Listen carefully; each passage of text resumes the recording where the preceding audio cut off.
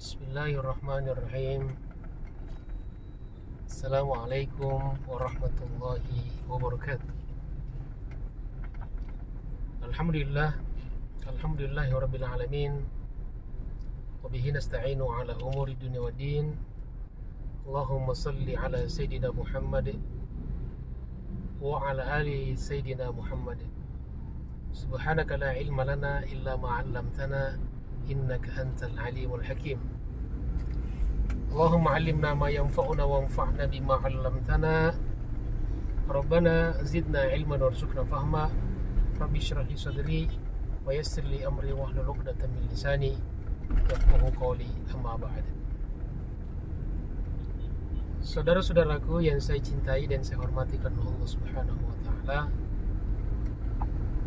doa itu memang dahsyat ya. Tapi sayang sekali sebagian orang tidak begitu peduli dengan doa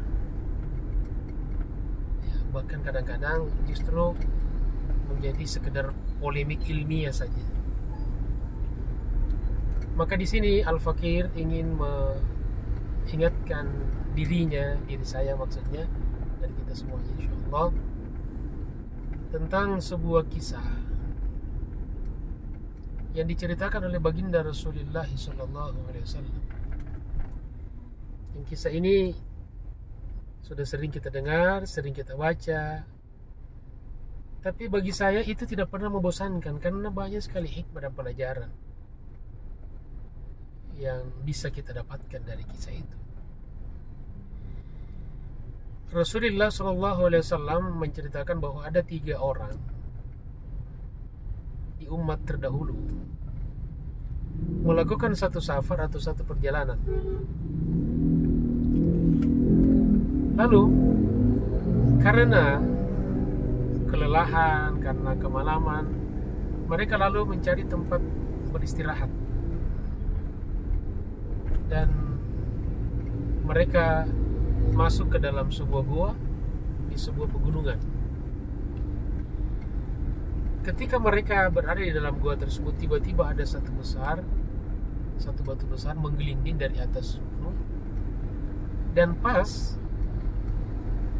menutupi pintu gua di mana mereka berada. Tentu ini adalah sebuah musibah. Sebagai manusia mereka ada rasa takut, ada cemas, ya, ada perasaan kecewa. Tetapi satu hal yang mereka miliki yang jarang dimiliki oleh orang seperti kita di saat menghadapi satu musibah, bahwa mereka langsung teringat bahwa tidak ada satu kejadian yang ada di dalam kehidupan kita ini yang tanpa izin dan kehendak Allah Subhanahu wa ta'ala. Dan bukan sekedar sadar, tetapi mereka juga harus berikhtiar mencari cara. Dan mereka sepakat bahwa tidak ada yang bisa menyelamatkan kita dari tempat ini, dari musibah ini, selain pertolongan Allah Subhanahu wa ta'ala. Bagaimana caranya? Lalu mereka sepakat, mereka berdoa kepada Allah Subhanahu wa ta'ala, tetapi berdoa sambil menyebutkan amal-amal unggulan terbaik mereka. Lalu satu persatu berdoa. Yang pertama berdoa kepada Allah, ya Allah, dulu aku pernah punya orang tua. Aku selalu berbakti kepada keduanya. Aku selalu mendahulukan keduanya daripada yang lain, sampai dalam persoalan makanan, minuman.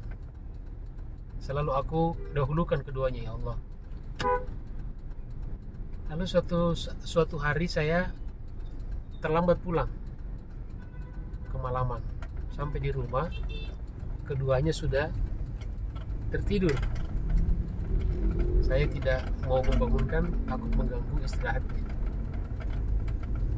Lalu aku tunggu dia, ya Allah, sampai keduanya bangun, meskipun anak-anakku sudah merengek meminta makanan dan minum yang saya bawa itu. Tapi aku tidak berikan. Aku tetap tunggu sampai keduanya terbangun, dan keduanya pun terbangun menjelang subuh. Lalu aku berikan kepada keduanya. Ya Allah, kalau ini aku lakukan semata-mata karena ingin berbakti kepada kedua orang tuaku dalam rangka mencari ridho-Mu, maka selamatkan kami dari musibah ini dan keluarkan kami dari gua ini. Lalu tiba-tiba batu itu bergerak dan bergeser, tetapi mereka bertiga pun bisa keluar dari gua itu. Lalu yang kedua juga berdoa kepada Allah. Ya Allah, aku dulu pernah punya anak paman, seorang perempuan, sepupu. Aku suka sama dia. Lalu aku pernah minta dia mau berhubungan suami istri denganku, tapi dia menolak. Dan suatu ketika pada saat krisis ekonomi, dia datang kepada aku dan meminta bantuan. Lalu aku berikan 120 dinar, tetapi dengan syarat dia mau berhubungan layaknya suami istri dengan. Tetapi ya Allah, pada saat aku akan melakukan seperti hanya suami akan melakukan dengan istrinya, tiba-tiba dia berteriak dan berkata, Ittaqillah, takutlah kepada Allah, jangan engkau ambil hak itu kecuali yang berhak mengambilnya. Dan aku kaget, aku takut, aku pergi, aku lompat dari tempat itu dan aku pergi meninggalkannya dan meninggalkan 120 dinar itu untuk dia. Ya Allah, kalau itu aku lakukan semata-mata karena takut kepadamu dalam rangka mencari ridho-Mu, maka selamatkan kami dari musibah ini dan keluarkan kami dari gua ini. Lalu batu itu pun juga bergerak, tetapi lagi-lagi belum bisa mereka keluar dari gua itu. Lalu yang ketiga berdoa kepada Allah. Ya Allah, aku dulu pernah punya pegawai, aku pekerjakan berapa orang karyawan. Semua karyawanku aku berikan gajinya, kecuali ada satu orang yang pergi tanpa bilang-bilang, tanpa izin, dan tanpa mengambil upahnya. Lalu upahnya itu aku simpan, aku investasikan, aku belikan kambing, lalu aku belikan sapi, dan berkembang biak jadi banyak. Lalu pada suatu saat ya Allah, dia datang kepada aku meminta gaji yang dulu ditinggalkannya itu. Mana upahku, mana gajiku? Lalu aku bilang sama dia, itu semua adalah milikmu, ambillah.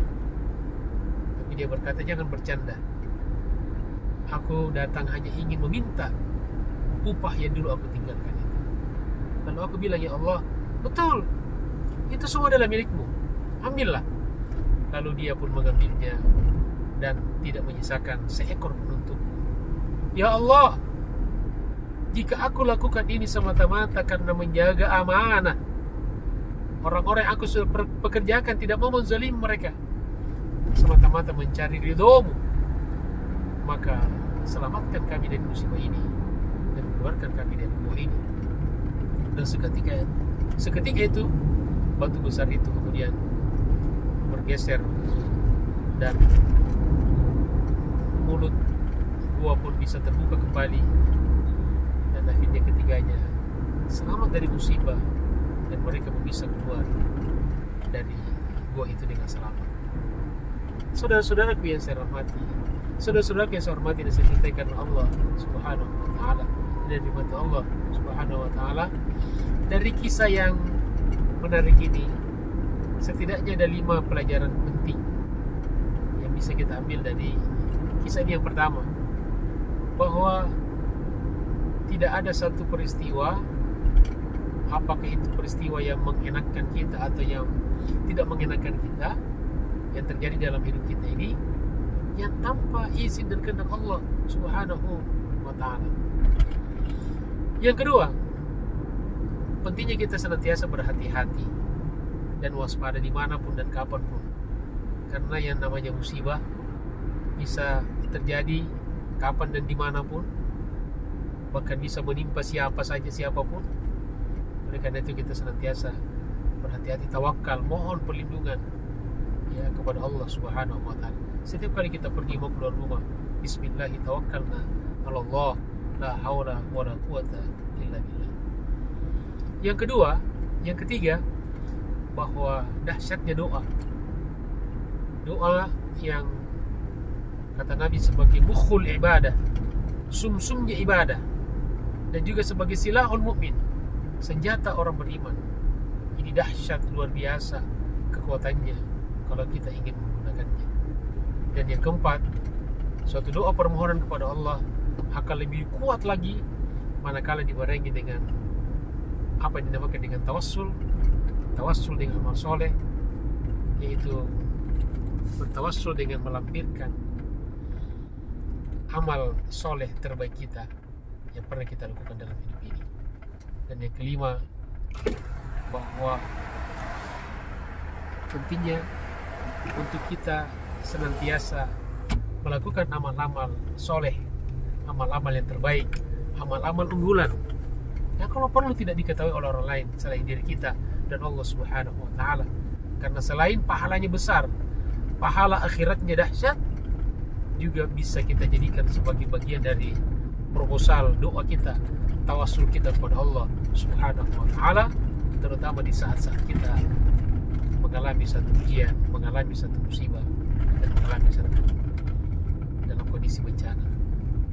Saudaraku yang saya cintai dan saya hormati karena Allah Subhanahu wa Ta'ala, mudah-mudahan Allah Subhanahu wa Ta'ala senantiasa menerima doa-doa kita dan senantiasa menjauhkan kita dari segala macam musibah dan bencana, apapun, kapan dan dimanapun. Amin ya rabbal alamin. Terima kasih. Wassalamualaikum warahmatullahi wabarakatuh.